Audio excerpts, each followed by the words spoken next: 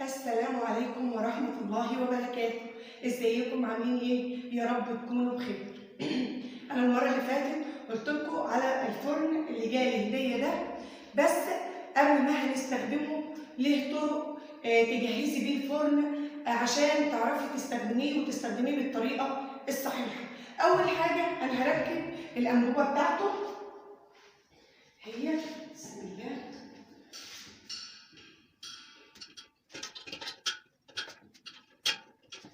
البتاعة دي بتسهل عليكي احسن من الجلد يا بنات. حلوة قوي البتاعة دي، حلوة قوي في تركيب ايه الانبوبة.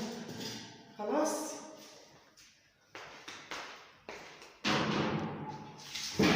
بسم الله.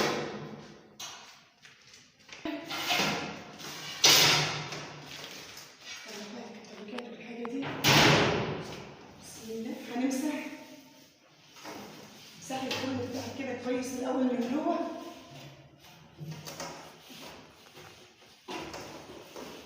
عشان لو في تراب او اي حاجه من مكان الشحن والنقل. اهو نطفي السقف كمان بتاعه.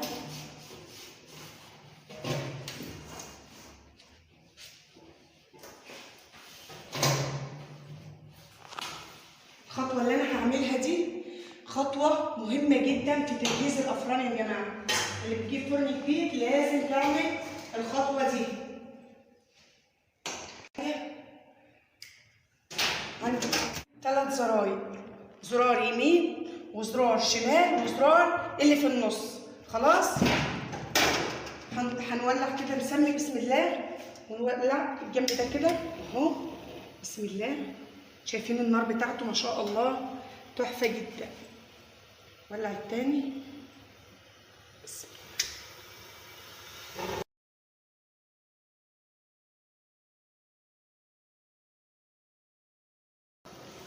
اهي لو الكاميرا تقرب شايفين اهي التانية كمان.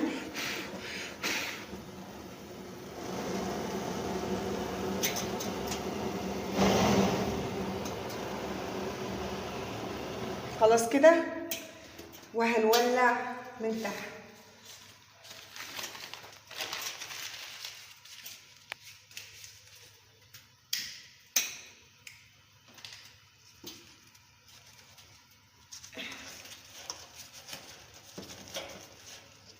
بسم الله.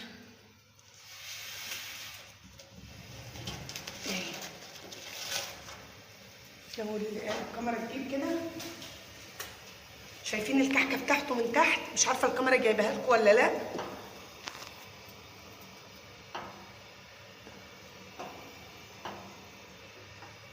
المهم هو مش باين من تحت.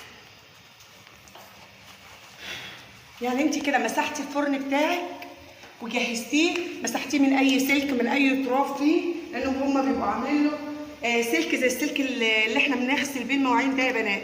خلي بالكم عشان يبقى سادد الاخرام بتاعت الشمعات بتاعتي او الشعله بتاعتي زي ما كان عامل معايا كده. اهم خطوه بقى عشان تجهزي الصاجه دي تبقى جاهزه معاكي للمخبوزات وجاهزه معاكي لاي فطاير او اي حاجه تعمليها. بصي زيت اهو، هتغرقيها زيت كده زي ما انت شايفه. انت كده هتحرقي الصاجه بتاعتك، لو ما حرقتيهاش مش هيبقى مظبوط معاكي في الخبيث. الخطوه دي مهمه جدا اهو. شفتي حطيتي زيت، بتحطي زيت على الصاجه بتاعتي كلها واسيبها من تحت. هسيبه ساعه كامله. انا كده بالنسبه لي فوق مش محتاجه النار اللي فوق، فهطفي من فوق. خلاص اهو طفيت كده من فوق. هسيب بس تحت اللي شغال عشان الصاجه دي كلها تتحرق مع الزيت ويبقى جاهز معايا ان انا اشتغل فيه.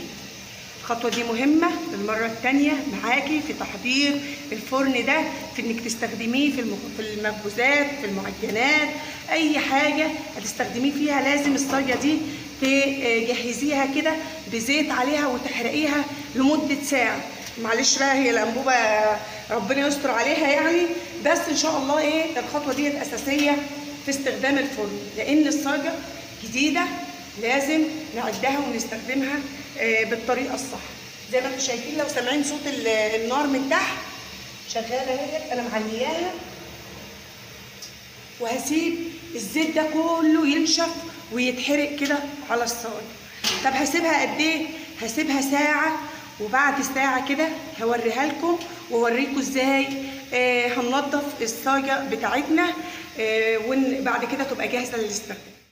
زي ما قلت لكم انا كان عندي فرن الاهرام، انا واخده له لقطه عندكم القديم اللي كان عندي اهو فرن الاهرام، بس يعني للامانه هو وفى خدمه بقى.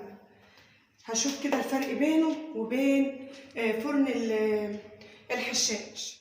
فرن كبير جدا مقارنه بفرن الاهرام، واسع جدا من جوه. فرن الاهرام كنت جايبه الصغير حوالي 80 سنتي او حاجه، او اللي هو 80، لا ده 120، فده اكبر بكتير يعني عن التاني. وان شاء الله هعمل معاكم وصفات فيه باذن الله واوريكم النتيجه بتاعته، وان شاء الله هو كويس. وزي ما قلت لك البتاعه دي امان جدا، امان جدا في الانبوبه. اشتريها، انا مش بصراحه مش عارفه اسمها ايه، بس يعني هي حاجه كده امان للانبوبه معاكي. ربطنا الانبوبه اهو، وادي الفرن بتاعي ان شاء الله بعد ساعه هيكون جاهز للاستخدام. يلا شوفوا بعد الفرن بتاعنا الصاجه بتاعته اتحرقت كويس جدا. طلعت عملت حاجات بقى كده الايه الوصفات التحفه دي، عملت شويه طري اهو، وكمان هنشوي سمك بوري، وهنعمل شويه شطه، وكمان هنعمل برام رز، هنعمل شويه حاجات كده. خليكم معايا نشوف وصفات الفرن. زي ما قلت لك وصفاته ان شاء الله بتطلع تحفه جدا. يلا بينا نسمي الله ونشوف الاول ايه اللي جرى في الفرن بتاعنا بعد ما سيبناه في الزيت يتحرق. ادي الفرن بتاعنا بعد ما اتحرق، شايفين؟ انا عايزه النتيجه دي، اضمن كده ان الصاجه بتاعتي كلها اتحرقت، مش كل الزيت اللي فيها اتحرق. هنبدا ننضفها بقى. هتجيبي حته نظيفه كده وتبليها ميه وتسمي الله، بسم الله، وتمسحي كل الزيت اللي على الصاجه.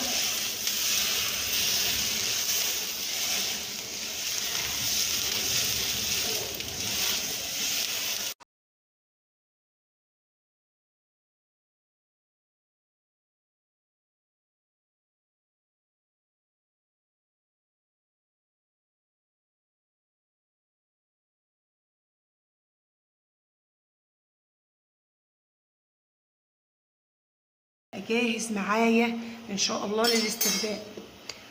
نبدا بقى في الايه، نحط كده شويه من هنا دي كده عشان الدقيق ما يبهدلش العبايه. انا لابسه اسمر للاسف. وشايفين ما شاء الله الرقاق بتاعنا طري اهو، هنبططه مش هياخد حاجه باذن الله. كده معايا حلوه كويسه جدا. المطرحه بتاعتي بسم الله.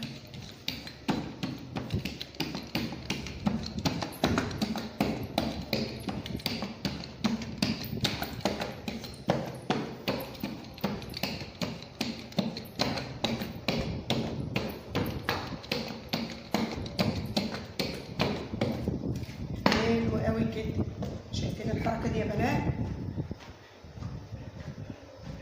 اهي بس كده، الهوا بس جامد.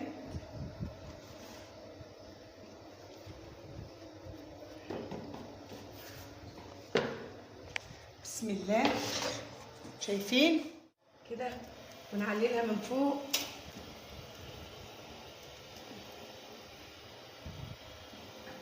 ونعلي. شايفين ما شاء الله الرقاقه بتاعتي؟ يا سيدي يا سيدي. طبعا ايه احنا عشان لسه ماسحينه بالميه نعلله برضو من تحت كده شويه عشان القعر بتاعه.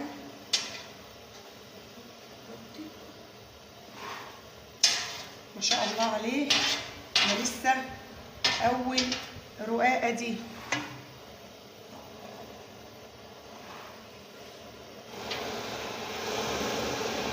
يعني الرقاق ده اسمه رقاق طري، لازم تكوني يعني معلياله النار من فوق، موطيه من تحت ومعليه من فوق. تنبذي بقى فيه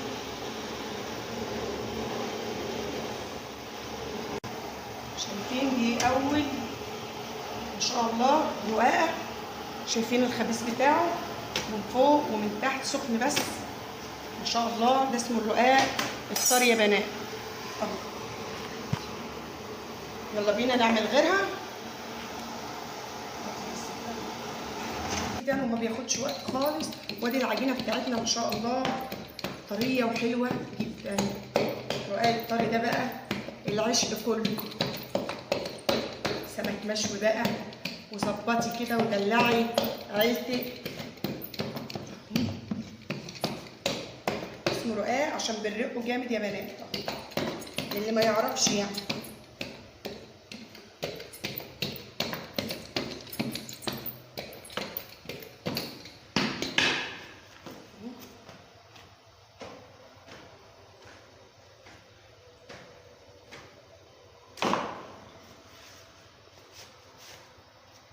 وعلى الفرن على طول ونيجي نحط اهي. قومي تشجعي واعملي شويه قرص شويه رقاق. احنا النهارده الجمعه بدري، صاحيين بدري جدا عشان نعمل حاجات كده للولاد حلوه بمناسبه الفرن الجديد، وكمان اجربه معاكم واقول لكم خبيث وعامل ايه. يعني هو في التسويه حلو مقارنه بالاهرام ولا لا؟ كل ده هنعرفه مع بعض.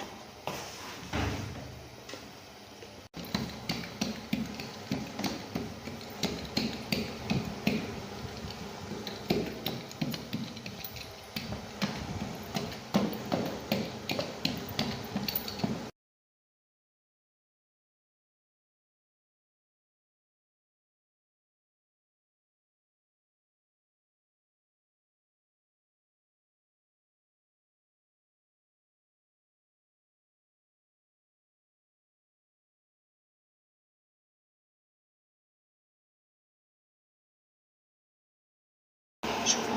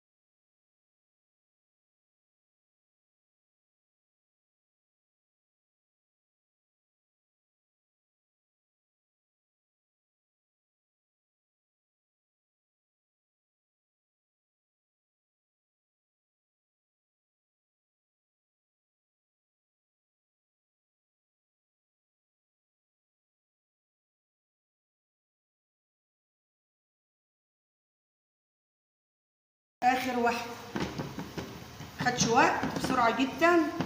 تقدري تعملي في الفرن ده ما شاء الله عليه في التسويه حلو جدا وكبير، بياخد اكتر من 4 رقاقات جنب بعض.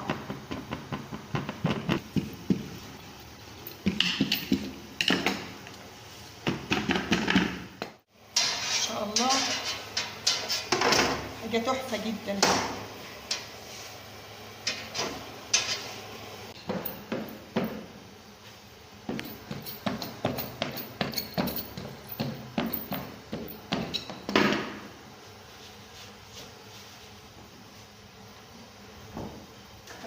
اخر رقاق اهي.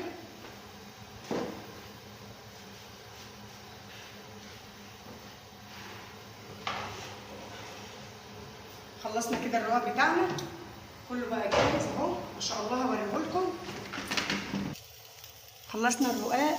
هنحط كمان دستة الرز اهي، والفرن سخن، وكمان صينية شطة،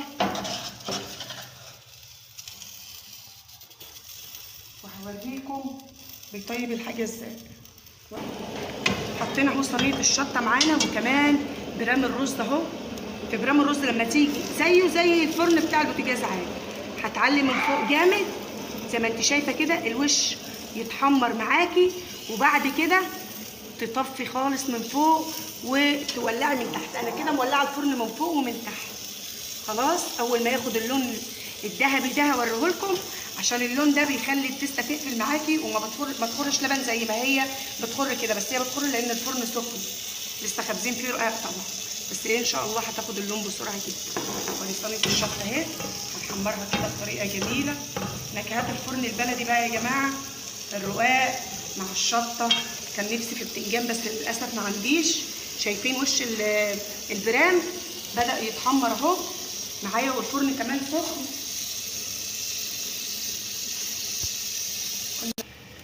شايفين البرام بدأ ياخد اللون اللي بياخده ده، او الطبقه القشره اللي بتعملها البرام الرز ما يخليش اللبن ينزل منك وما تبقاش مستويه. خلاص انا كده هطفي النار اللي هي من فوق جنبها دي، او اوطيها خالص اهو، وايده الفرن من تحت. وادي الشطه معايا بتتحمر زي ما انتم شايفين. ان شاء الله الفرن ده يا جماعه والله يعني اختراع. خلصي كل حاجتك كده، اوديه كده جنب الشعله التانيه عشان تاكلي في وقت قليل جدا بتلاقي نفسك خلصتي. يعني احنا ما شاء الله عملنا الرقاق وادي الرز والشطه، وكمان هوريكم السمك بيتعمل ازاي. خلاص كده الشطه بتاعتي اتحمرت خلاص كده نطلعها فوق، وبرام الرز خلاص على وشك ان هو يطيب. نحط بس شويه كده من تحت، وهنستغل ان الفرن شغال. انا بدرت السمك عندي برد اهو، وهنشويه بالمره جنب الرز. ايه رايكم في الفكره المجنونه دي؟ تعالوا نشوف ازاي. بسم الله.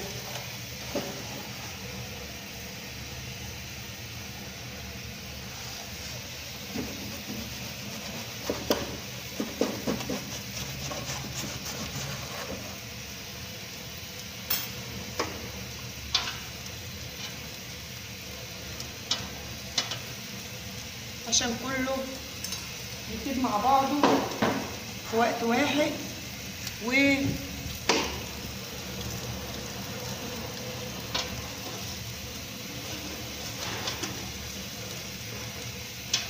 طبعا السمك اهم حاجه الصاجه تكون سخنه جدا، وتكوني معليه النار من تحت مش من فوق. انا مطفيه من الجناب زي ما انتم شايفين. برام الرز عندي بيطيب اهو، وفي جنب لوحده، وهنا عشان الفرن واسع وكبير انا حطيت السمك عندي يتشوي زي ما انتم شايفين كده. شوي واوريهولكم. ادي السمك بتاعي اهو ما شاء الله خدش حاجه لان الفرن سخن جدا، فاتشوى بسرعه زي ما انتم شايفين. برام الرز طاب وطلعناه، وهنجهز السمك بتاعنا نملحه، وان شاء الله نوريكم بقى عملنا ايه. وانتاج الفرن النهارده كان معانا تحفه جدا، وعملنا حاجات كتيره في اقل من ساعه كنا عاملين الاكل ده كله.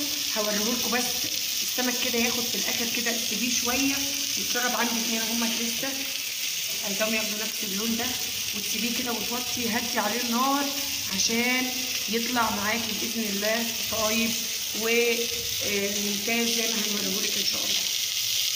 السمك بتاعنا اتشوي كله كده. عندي شويه ميه على دقه السمك بقى اللي هو المشوي العاديه، توم وليمون ومعلقه خل وفلفل شطه وفلفل رومي، وهننزل بقى السمك بتاعنا وهو سخن كده. تعالوا كده مع بعض نجيب اول سمكايه اهي ما شاء الله، وننزل بيها في التتبيله دي. حطه كده في التمليحه يشرب كده من الثوم والخل والليمون والشطه اللي عندي. هو سخن بيشرب ايه التمليحه بسرعه جدا. طلعه بقى نحط فيها ثواني كده عشان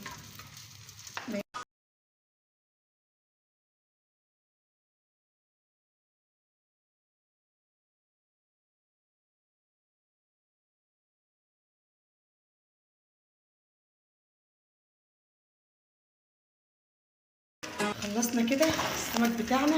هوريهولكوا بقى بعد ما نطلعه ورصه من التمليحه. بس الاول تعالي اقول لك على حاجه. خلصتي الفرن بتاعك استخدام خلاص خلصتي فيه شوي السمك. اوعي تركنيه كده حته مبلوله وتنضفي الفرن بتاعك وهو سخن جدا عشان لما تعملي فيه اي حاجه ما يبقاش نص السمك فيه. هتنضفيه مره دلوقتي كويس جدا، وقبل ما تيجي تستخدميه ان شاء الله المره الثانيه برضه تنضفيه معاكي. نضفته من مكان السمك، ولما هتيجي تستخدميه تاني هتمسحيه كمان مره او مرتين. يلا بينا بقى نشوف الحاجات اللي عملناها. وبكده نكون خلصنا اول وصفه لينا، او اول بصراحه 3 وصفات لينا في الفرن. عملنا الغدا خلاص، الصلاه وقت الظهر اذن واحنا بنتغدى بعد الصلاه. خلصت بسرعه جدا. الفرن ما شاء الله عليه زي ما انتم شايفين كده في التسويه بتاعته. عملنا الرقاق الطري ده، شايفين عملنا كميه الرقاق دي كلها ما خدتش وقت. ما شاء الله بياخد بالرقاق او الاثنين تحفه جدا، وتسويته حلوه جدا. الرقاق كله اهو ما شاء الله في التسويه. كمان عملنا برام الرز، شايفين وشه طري وطايب مش معجن معانا اهو ما شاء الله. شايفين الرز تحفه جدا ومفلفل. كمان عملنا الشطه اهي، طريقه سهله كده. وادي السمك بتاعنا سمك بوري مشوي، ملحته وعصرت عليه ليمون زي ما انتم شايفين. ودلوقتي اقدر اقول لكم دي اول تجربه ليا في فرن الحشاش، ما شاء الله عليه تحفه جدا. عملت الغدا بتاعي في اقل من ساعه، كنت مخلصه كل الحاجات دي. لو عجبك الفيديو اعملي لي لايك وشير وسبسكرايب للقناه عشان قناتي تكبر بيكي. مع الف سلامه.